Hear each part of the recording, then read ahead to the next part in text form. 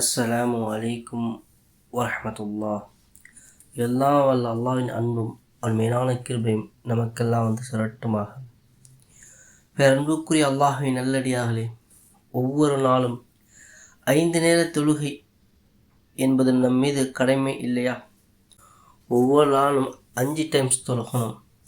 அதே போக சுன்னத், நஃபில், முஸ்தஹப், வாஜிப் இதெல்லாம் கூடுதலாக நாம் செய்யக்கூடிய வணக்கம். அதுக்கெல்லாம் சிறந்த பலன் அல்லாஹ் சுப்ஹானஹு வ தஆலா தருவான். சரி, நாம் தொழுகிறோம், நம்முடைய தொழுகை சரியாக இருக்கின்றதா?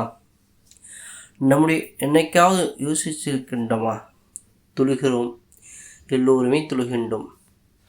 நாம் தொழுகின்ற தொழுகை சரியாக இருக்கின்றதா? உள்ளபடியே உள்ளச்சம் மிக்கதாக இருக்கின்றதா?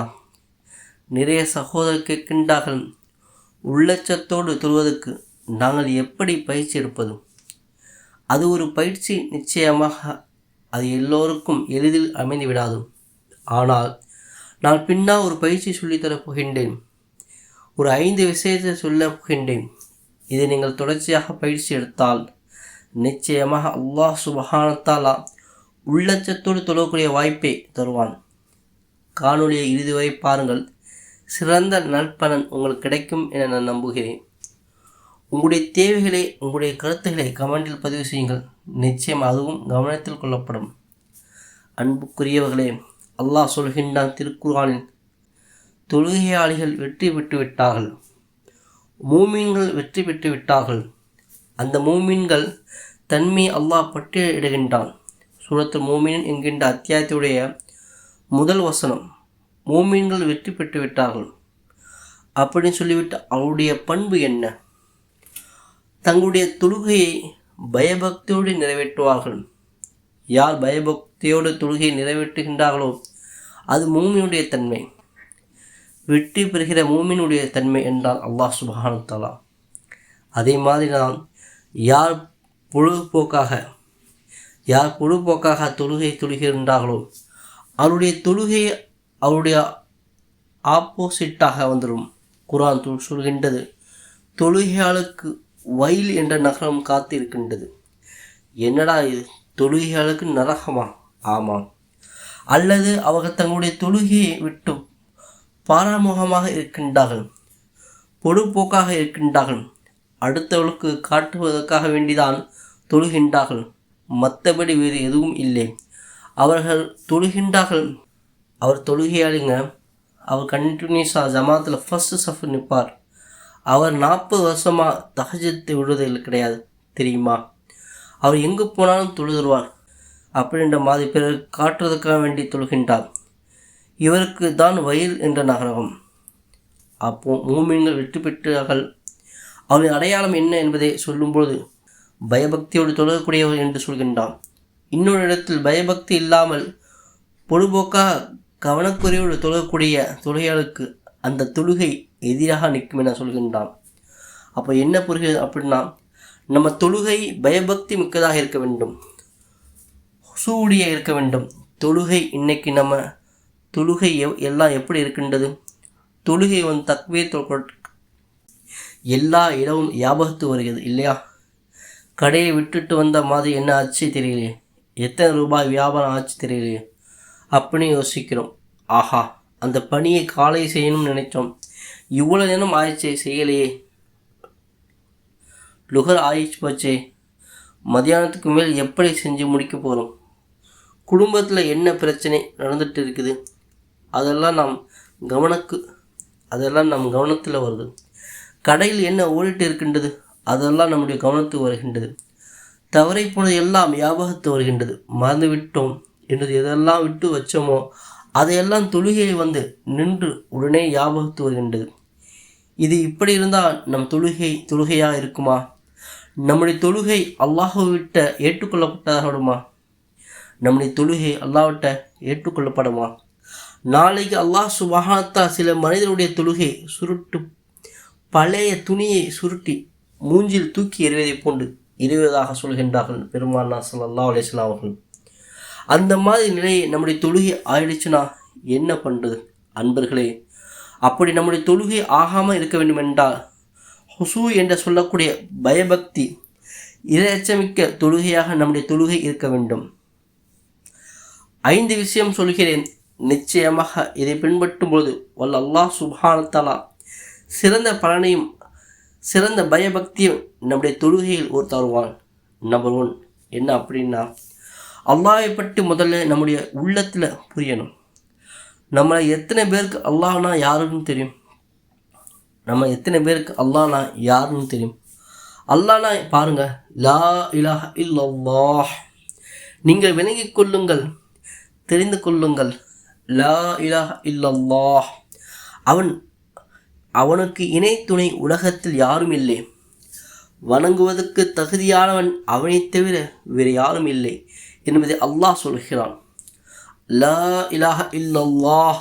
புரிஞ்சுக்கொள்ளுங்கள், அல்லாஹ் எத்தனை பேருக்கு லா இலாஹ இல்லல்லாஹுடைய அர்த்தம் தெரியும்? எத்தனை பேருக்கு லா இலாஹ இல்லல்லாஹ் புரிவதற்கு முயற்சி கண்டோம்? அல்லாஹை பற்றி விளங்குவதற்கு அவனுடைய வல்லமை, அவனுடைய சக்தியை, அவனுடைய சிஃபாத்துகளை என்று சொல்லக்கூடிய பண்புகளை, அவனுடைய திருநாமத்தில் இருக்கக்கூடிய அந்த மகத்துவமிக்க விளக்கங்களை, விவரங்களை எத்தனை பேர் புரிய முயற்சி கண்டோம்?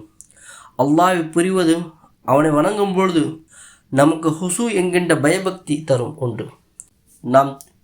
இரண்டாவது, நாம் தொழுகிற தொழுகையை மகத்துவத்தை புரியணும். தொழுகின்றோம் சாதாரணப்பட்டது இல்லை. அல்லாஹுக்கு முன்னாடி போய் நிற்கிற இடம் அது. அப்படின்ற நம்முடைய மனசு விளங்கணும். ரசூலுல்லாஹ் சொன்னார்களா இல்லையா? நீங்கள் தொழும் பொழுது எப்படி இருக்க வேண்டும் என்றால், நீங்கள் உங்கள் இறைவனை பார்ப்பதை போன்று தொழுங்கள். அப்படி இல்லையா, குறைஞ்சபட்சம் அவன் உங்களை பார்க்கிறான் என்ற நினைப்போடு நில்லுங்கள். குறைஞ்சபட்சம் அவன் உங்களை பார்க்கிறான் என்ற நினைப்போடு நில்லுங்கள். அப்போ தொழுகையுடைய அந்த கதிரை, அந்த சிறப்பை நீங்கள் புரிந்து கொள்ள வேண்டும். நம்முடைய முன்னோர்கள் எல்லாம் புரிஞ்சனாலே என்னதான் நடந்தாலும் சரி, அவருடைய தொழுகையை விடுவது மனசு வரல.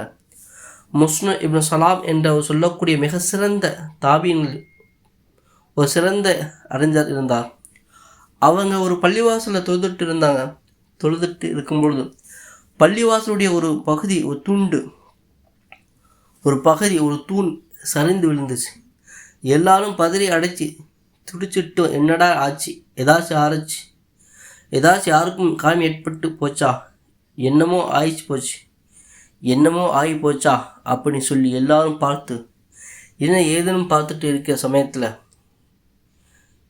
பார்த்துருக்கும் சமயத்தில் இவங்க ஆடாமல் அசையாமல் நிதானமாக தொழுதுட்டு இருக்கின்றார்கள். தொழுது முடித்த உடனே கேட்டாங்களாம், என்ன ஒரே ஒரு பரபரப்பாக இருக்கின்றது, என்ன விஷயம்? அது வரைக்கும் இவளுக்கு தெரியவே இல்லை, தூண் விழுந்ததே தெரியல. அப்படி என்றால் எவ்வளோ தூரம் அதனுடைய அர்த்தத்தை, அந்த தொழுகையுடைய மகத்துவத்தை தங்களுடைய கல்பில் தாங்க இருப்பாக என்று நாம் புரியணும். எனவே ஹுசூம், அந்த பயபக்தி நமக்கு கிடைக்க வேண்டுமென்றால் தொழுகையுடைய மகத்துவத்தை புரியணும். அதனுடைய அந்த கண்ணியத்தை நாம் உள்வாங்கணும். யாருக்கு முன்னாடி நாம் நிற்கிறோம் அப்படிங்கிறத நம்ம விளங்கணும் இல்லையா? சாதாரண ஒரு எம்பி கூப்பிட்றான் அல்லது ஒரு எம்எல்ஏ வாய்ப்பு கிடைத்து வச்சுக்கோங்க, சிஎம் கூட ஒரு காஃபி குடிக்க போகிறோம், எப்படி இருப்போம்? நம்முடைய அட்டென்ஷன் எங்கே இருக்கும்? அங்கே அசைவோம். நாம் கவனத்தில் இருக்குவோமா இருக்காதா? நம்ம என்ன செய்வோம்? எப்படி உட்கார்ந்து இருக்கோம்? எப்படி கையை வச்சிருக்கிறோம்? சாட்டில் என்ன பெண்ணை குத்தி இருக்கின்றோம்? என்ன மாதிரியான அமைப்பில் போயிருக்கிறோம்? எல்லாத்தையும் நாம் கவனிப்போம். தொழுகின்றது அல்லாஹ்வோடு பேசக்கூடிய வாய்ப்பு. மெஹ்ராஜுல் முஃமின், ஒரு மூமினுடைய மெஹ்ராஜ் என்னவென்றால் தொழுகை என்றார்கள் பெருமானார் ஸல்லல்லாஹு அலைஹி வஸல்லம். எனவே அதனுடைய மகத்துவத்தை நாம் உள்வாங்கணும். இது பயபக்தி நமக்கு எடுத்து தரும். மூணாவது விஷயம் என்னென்னா, நாம் தொழும்போது இப்படி நிற்கணும். நாம் என் வாழ்க்கையை தொழுகக்கூடிய கடைசி தொழுகை இது அப்படின்னு நினைக்கணும். அப்படி நினைத்தால் எப்படி தொழுவோம்? இதோடு எனக்கு மௌத் வரப்போகுது, நான் அடுத்த வக்து தொழுவேனா தெரியாது. அப்படி நாம் நினைச்சு தொழுகணும். தொழுதா ஒவ்வொரு தொழுகையும் நாம் பயபக்தியோடு தொழுவோம் இல்லையா? எத்தனையோ பேரை நாம் கேள்விப்பட்டிருப்போம். இஷா தொழுதார்கள், அவர் கதா இல்லாமல் அல்லாஹ்விட்ட போய் சேர்ந்துட்டார். தொழுகைக்கு அவர் இல்லைங்க, இஷா தொழுது முடிச்சுட்டு வந்தாங்க. ஃபஜ்ருக்கு இல்லைங்க, ஒஃபாத் ஆகிட்டாங்க. அவர் கலா இல்லாமல் அல்லாஹ்விட்ட போயிட்டார். எந்த தொழுகையும் அவர் கலா செய்யலை. படுத்த படுக்கையில் கிடந்தாரோ, ஹாஸ்பிட்டலில் கிடந்தோ, எந்தெந்த மாதிரியான சிரமங்களை கொடுத்தோ, எந்த தொழுகையும் அவருக்கு மிஸ் ஆகலை. அல்லாஹ்விட்ட போய் சொல்கிறாங்க இல்லையா? இப்போ நாம் எப்படி தொழுகணும்? ஒவ்வொரு நாளும் பயபக்தி வரணும். அப்படின்னா என் வாழ்க்கை இது லாஸ்ட் தொழுகை, இதுக்கு பின்னாடி நான் இருப்பேனா தெரியாது, அடுத்த வக்தி தொழுகைக்கு நான் இருப்பேனா தெரியாது, தொழுவேனா தெரியாது என்ற எண்ணத்தில் நாம் தொழுதோம்னா நிச்சயமாக பயபக்தி நமக்கு ஏற்படும். அப்துல்லா உமர் அலி அல்லாஹ் சொல்கின்றார்கள், காலை அடைந்து விட்டால் மாலை எதிர்பார்க்காதீர்கள். மாலைக்குள்ளே நீ போய்விடலாம் அல்லாஹ்விடத்திலே. மாலை வந்துவிட்டால் மறுநாள் காலை எதிர்பார்க்காதே. காலைக்குள் நீ அல்லாஹ்விடத்தில் போய்விடலாம். எனவே உன் அமலே நான் கடைசி நேரத்தில் செய்யக்கூடிய அமல் இது, என்னுடைய கடைசி தொழுகை என்ற எண்ணத்தை தொழுதால் உன்னை பயபக்தி ஏற்படும் என சொன்னார்கள். இது 3வது. 4வது, தொழுகையுடைய சில முக்கிய சட்ட திட்டங்களை நாம் விளங்கி இருக்கிறோம். ஏதோ வரும், இமாம் தக்பீர் கட்டுறார், பின்னாடி நாம் நிற்கிறோம், தக்பீர் கட்டுகின்றோம். அவர் அல்லாஹ் அக்பர் சொல்கிறார், நாம் சொல்கிறோம். அவர் குனிகிறார், நாம் குனிகிறோம். அவர் தலையை கொண்டு கீழே சஜ்தா வைக்கிறார், நாமும் வைக்கிறோம். அத்தியாத் உட்கார்றோம். சலாம் சொல்கிறார், கொடுத்தார், அவர் செஞ்சார், நானும் செஞ்சேன். அப்படி இருக்கக்கூடாது. குறைஞ்சபட்சம் தொழுகையுடைய ஃபல் என்ன, தொழுகையுடைய சுன்னத் என்ன, தொழுகையுடைய முஸ்தஹப் என்ன, எதை செஞ்சால் தொழுகை முறிஞ்சிடும், எதை செஞ்சால் மக்ரூ ஆகி போயிடும், எதை செஞ்சால் நம்முடைய தொழுகை குறை ஏற்பட்டு போயிடும், எதை விட்டால் நம்ம சஜ்தா சவுத் செய்யணும், எதை விட்டால் நாம் சஜ்தா சவுத் செய்யணும். இதெல்லாம் குறைஞ்சபட்சம் எல்லா முஸ்லிம்களும் மூமின்களும் ஆண்களும் பெண்களும் விளங்கி வைத்திருக்க வேண்டும். அதை வைக்கிறது மூலமாக நம்முடைய தொழுகை பயபக்தி மிக்க தொழுகையாக மாறுவதற்கு அடிப்படை காரணமாக இருக்கின்றது என்பதை நாம் கவனித்துக் கொள்ள வேண்டும். இது 4வது. 5வது விஷயம் என்னென்று கேட்டால், முக்கியமான விஷயம், நாம் தொழுகை எந்த தஸ்பீஹை சொல்கிறோமோ, அந்த குர்ஆனுடைய வசனங்களை ஓதுகிறோமோ, அதை நோக்கி நம்முடைய கவனத்தை திருப்பணும். வச்சுக்கோங்க. உதாரணம், அல்லாஹு அக்பர் சொல்லி தான் தக்பீர் கட்டுவோம். தக்பீர் கட்டும்போது அல்லாஹு அக்பருடைய அந்த வார்த்தைக்கு இருக்கக்கூடிய பொருளையும் அதனுடைய விளக்கத்தை நம்முடைய சிந்தனைக்கு கொண்டு வரணும். அல்லாஹ் பெரியவன், அல்லாஹ் தான் பெரியவன், நான் பெரியவன் கிடையாது, என் தொழில் எனக்கு பெருசு கிடையாது, என் குடும்பம் எனக்கு பெருசு கிடையாது, என்னுடைய இன்ன பிற விஷயங்கள், என்னுடைய திறமை ஆற்றல் எதுவும் கிடையாது. அல்லாஹ் அவன்தான் பெரியவன். சமி அல்லாஹ் லிமன் ஹமீதா, அல்லாஹை புகழ்ந்தாரே, அவனுடைய சப்தத்தை அல்லாஹ் கேட்டு விட்டான். அர்த்தத்தை உள்வாங்கணும். சுபஹான் அல்லாஹி ஒபிஹம்தி சொல்கிறோமா இல்லையா? சுபஹான ரப்பில் ஆலா ஒபிஹம்தி, இப்படி ஒவ்வொரு திக்ரேனும் அதனுடைய அர்த்தத்தை, அதனுடைய விளக்கத்தை உள்வாங்க வேண்டும். குர்ஆன் ஓதுறோம், எல்லா தொழுகையும் சூரா ஃபாத்தியா ஓதுறோம். ஃபாத்தியா சூரா இல்லாமல் தொழுகை இல்லை. அந்த ஃபாத்தியா சூரா அல்லாஹ் என்ன சொல்கிறான், அதை நோக்கி நம்முடைய கவனத்தை திருப்புது. அல்ஹம்துலில்லாஹ் ரப்பில் ஆலமீன், அனைத்து புகழும் அகிலத்தை படைத்து பரிபாலிக்கக்கூடிய அல்லாஹுக்கே எல்லா புகழும்.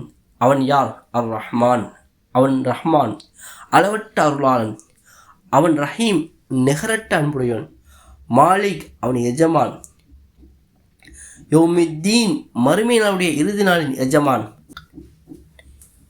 இப்படி குல் அல்லாஹ் சூரா ஓதுறோம், ஃபலக் சூரா ஓதுறோம். நமக்கு தெரிந்த சின்ன சின்ன சூறாக்களின் அதனுடைய அர்த்தத்தை, அதனுடைய விளக்கத்தை, அதில் சொல்லப்படக்கூடிய விஷயங்களை உள்வாங்கணும். ஏன்னா குர்ஆன் என்கின்றது சாதாரணப்பட்ட இல்லை. அல்லாஹ் எத்தனையோ எச்சரிக்கைகளை அல்லாஹ் சொல்கின்றான், வாக்குறுதிகளை அல்லாஹ் குர்ஆனை கொடுக்கின்றான், மௌத்துடைய சந்தர்ப்பங்களை பற்றி குர்ஆனை பேசுகின்றான், மறுமையை பற்றி அல்லாஹ் பேசுகின்றான், சொர்க்க நரகத்துடைய நிலையை பற்றி குர்ஆனை அல்லாஹ் பேசுகின்றான், ரசூலுல்லாஹ்வுடைய விஷயத்தை பற்றி பேசுகின்றான், முன்னாள் காலத்தில் வாழ்ந்த மக்களுடைய நிலைப்பாட்டு எப்படி இருந்தது அல்லாஹ் சொல்கின்றான், உங்களுக்கு எப்படியான பாடம் சொல்கிறான், அவங்களுக்கு என்ன மாதிரியான வேதனை வந்துச்சுன்னு சொல்கிறான். இப்படி எக்கச்சக்கமான விஷயங்களை அல்லாஹ் சுப்ஹானஹு வ தஆலா குர்ஆனில் வச்சிருக்கின்றான். அதையெல்லாம் நாம் உள்வாங்கி கொண்டு அதனுடைய ரசனையோடு நாம் தொழும்போது நிச்சயமாக அல்லாஹ் பயப்பான். நம்மை பார்க்கிறோம் இல்லையா? ஒரு சில இடங்கள் தொழு வைக்கிறார்கள், ஓதுவதற்கு முடியவில்லை, அழுகிறார்கள், விம்முகிறார்கள். என்ன காரணம்? அது அர்த்தமும் அதனுடைய செய்திகளையும் உள்ளே போய் அவங்கள ஓத விடாமல் தடுக்குது இல்லையா? அதுதான் ஹவுசு, அதுதான் இரையச்சம், அதுதான் பயபக்தி மிக்க தொழுகை. அப்போது இந்த 5 விஷயங்களே, 5ஆவது விஷயம் நாம் என்ன குர்ஆனை ஓதுகிறோமோ, அந்த சூறாக்களை ஓதுகிறோமோ, அந்த தஸ்பீகளை குர்ஆன் தொழுகை செய்கிறோமோ, அதை நோக்கி நம்முடைய கவனத்தை திருப்புவது, அதனுடைய அர்த்தத்தை, அதனுடைய பொருளை, அதனுடைய கருத்தை உள்வாங்கி ஓதுவதற்கு முயற்சிப்பது. இப்படி செய்தால் நமக்கு இறையச்சத்தோடு தொழுகை, குசுவோடு தொழுகை நிறைவேறதுக்கு வழிவகை செய்யும். ஆக இந்த 5 விஷயங்களையும் இன்ஷா அல்லாஹ் இன்றிருந்து நாம் ஃபாலோ பண்ணுவோம். அல்லாஹ் சுப்ஹானஹு வ தஆலா நம்முடைய தொழுகையை பயன்மிக்க தொழுகையாக, பயபக்தி மிக்க தொழுகையாக, அல்லாஹ்வால் ஏற்றுக்கொள்ளப்பட்ட தொழுகையாக ஆக்கி அங்கீகரிக்க வேண்டும் என்று துவா செய்கின்றேன். தாங்களும் துவா செய்யுங்கள். வாஹித் தவானா அல்ஹம்துலில்லாஹி ரப்பில் ஆலமீன் வஸ்ஸலாத்து வஸ்ஸலாம்.